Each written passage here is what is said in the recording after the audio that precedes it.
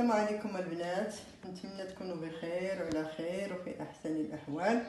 وبشركم مبروكه. معكم قناه وصفات مرجانه. اليوم بغيت نقدم لكم واحد الوصفه، وهاد الوصفه عباره عن كيراتين ديال الشعر. وهاد الوصفه راها غزاله ورهيبه، كترد الشعر المجعد املس. وكنتمنى البنات تبعوا معايا الفيديو من الاول للاخر وتجربوها، ولا جربتوها واستعملتوها راه عمركم ما تستغناو عليها. وقبل ما نمشي للوصفه كنتمنى من الناس الجداد في القناه ديالي يشاركوا في القناه، واللي مشاركين كنشكرهم بزاف على المشاركه ديالهم والتعليقات ديالهم. والان قبل من اليوم دابا غادي نمشيو للوصفه ان شاء الله، وغادي نوريكم الطريقه وكيفيه الاستعمال. غادي نبداو على بركه الله. غادي ناخذ القرعه وغادي نقيوها من هاد الاطراف،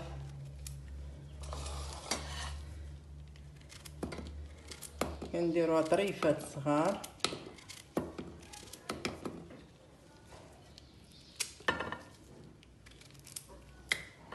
صدقوني البنات هاد الوصفه راها خطيره واعره للشعر، غادي تستغناو على الترطيبه وتستغناو على كلشي. وهاد الكيراتين راه مفيد للشعر، وخاصه ان القرعه الخضراء عندها فوائد كثيره ومهمه، لا بالنسبه للشعر ولا بالنسبه للذات ديالنا في الماكله ديالنا. دابا نتوما انا قطعت هاد القرعات هادو بالنسبه اللي شعرها خفيف شويه ماشي قوي. بالنسبه اللي عندها الشعر كتير كتزود الكميه، دير حتى 4 القرعات ماشي مشكل. وغادي ناخذ واحد الكاس ديال الماء وغادي نخويو على هاد القرعه، وغادي نردها طيب فوق البوطه.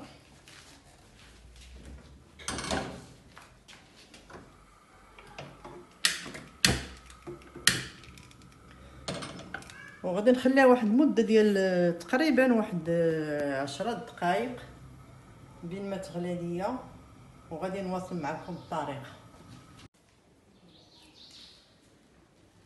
من بعد البنات ما قطعنا ديك القريعه الخضراء طريفات ودرنا فيها تقريبا مقدار ديال 2 كيسان د العنبه د الماء، وردينا طبخات 10 دقائق. غادي دابا نطحنوها بالماء ديالها.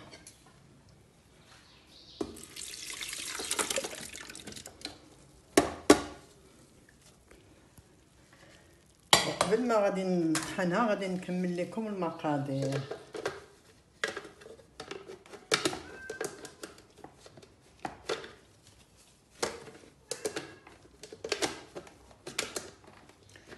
كنحتاجو مع هاد القرعه ملي غنطحنوها، غادي اولا نصفيوها هاد النصفات باش ما يبقاوش لينا فيها التكتلات. وغادي نزيدو فيها واحد 2 معالق ديال المايزينا ونردوها تطبخ واحد 10 دقائق، واحد القصيم على عافيه مهيله. دابا انا غادي نطحن هاد القرعه ديالي.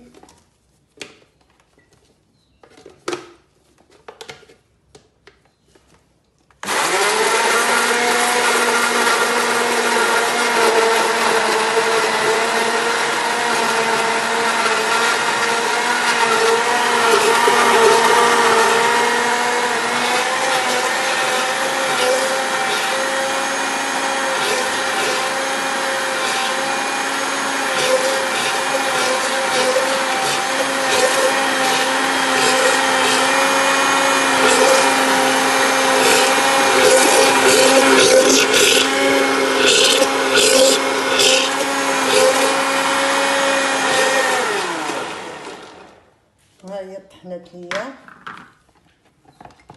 ها نتوما. دابا غادي نصفيها باش ما تبقاش فيها حتى شي حاجه هكذاك حبيبات.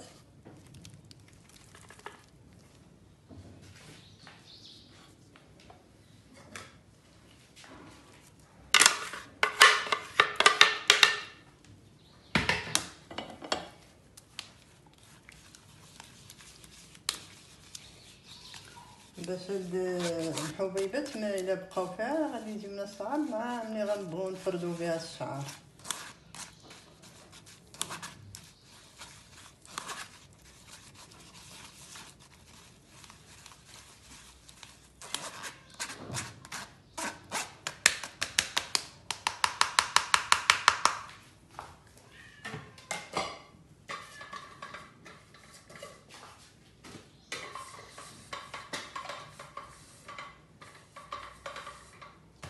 غادي نردها في هاد الكاسرونه.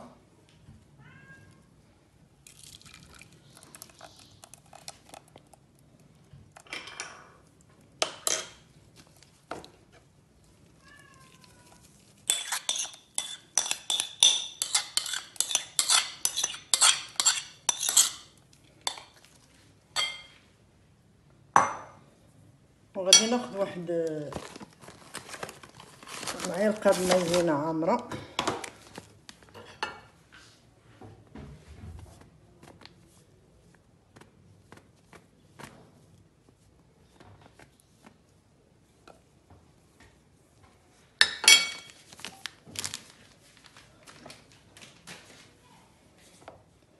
ومن بعد نتواصل معكم بعد ما ردات طيب شويه، واحد 3 دقائق هكذاك، ونتواصل معكم. من بعد ما ندير ديك المعلقه المايزينا نحركها مزيان باش ما تكتلش ليا، وني راه رده على عافيه مهيله.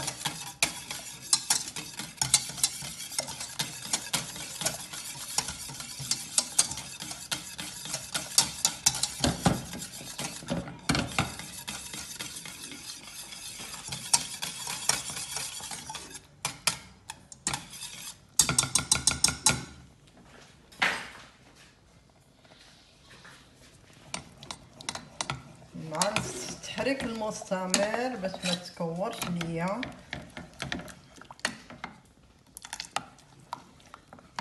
ها القوام ديالها كيفاش، مازال خصها تزيد تختار شويه.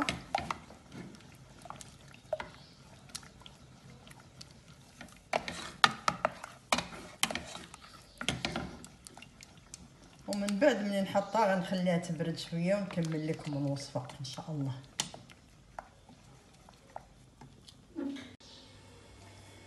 من بعد البنات ما طحنا ديك القرعه، راني زدت فيها واحد المعلقه ديال المايزينا، معلقه عامره، ورديتها طبخات واحد 3 دقائق وصبحات على هذا الشكل كيف كتشوفوا. من بعد ما بردات دابا، راني قبيله نسيت ما ذكرتش لكم في المقادير، واحد ملعقه الزيت، اي زيت عندكم، سواء زيت الزيتون او زيت اللوز او زيت لافوكا. انا هنا غادي ندير معلقه ديال زيت الجلجلان، زيت السمسم،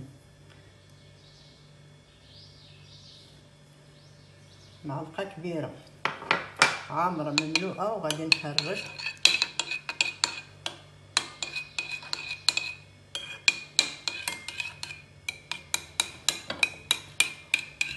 صدقوني البنات راه هاد الوصفه راه خطيره ومزيان على الشعر، على الكيراتين، روعه روعه، ما تستغناوش عليه. وانا كنديرو كل مره في 15 يوم لشعري، راه كيحيد ديك التجاعدات في الشعر، الاجعاد، وكيمل الشعر، وكيحارب القشره الا كانت عندكم في الشعر حتى هي كيحيدها، وتيطول حتى الشعر. دابا من بعد ما خلطت فيه ديك الزيت حتى تمجد معاه مزيان، غادي ناخذ صفار البيضاء، انا ما ذكرتهاش لكم قبيله، ومن الاحسن الا كانت صفار بيضاء بلديه.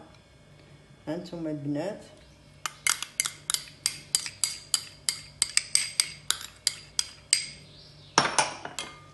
ندوز الخليط مزيان،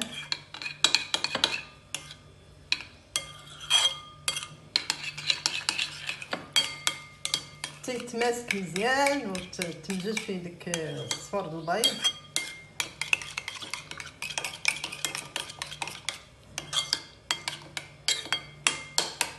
ومن بعد ما نبغيو نستعملوه في الشعر ديالنا، من الاحسن ما يكونش الشعر ديالنا موسخ بزاف، يعني يكون يلا مغسول بواحد يومين او 3 ايام. كناخذوا الشعر ديالنا كنفرقوه على 4 مرات، 4 تفريقات، او على حسب الشعر، الا كان كثيره كنفرقوه على اكثر. وكنبداو ناخذوا شويه من هذا وكنبقاو نفركوا بخصله بخصله بخصله بخصله حتى تنساليو الشعر ديالنا كله. وكنشدو واحد بلاستيك وكنلويو الشعر ديالنا وكنغطيوه بداك البلاستيك، وكنخليو تقريبا واحد مده ساعتين تقريبا، على الاقل ساعتين او ساعتين ونص، ومن بعد تنغسلوه. وهذه هي الوصفه ديالي ديال هذا النهار. نتمنى تروقكم وتعجبكم، ونتمنى تكونوا تابعتوا معايا الفيديو من الاول حتى الاخر، وكنتمنى منكم ما تستغناوش عليها، جربوها وردوا عليا الخبر في التعليقات ديالكم. وكنتمنى من الناس اللي ما مشاركينش يشاركوا في القناه، واللي مشاركين انا كنشكرهم، وكنشكركم على اللايكات ديالكم والتعليقات ديالكم الزوينه. ونتلاقوا ان شاء الله في فيديو اخر ان شاء الله بحول الله. دمتم في احسن الاحوال والى اللقاء.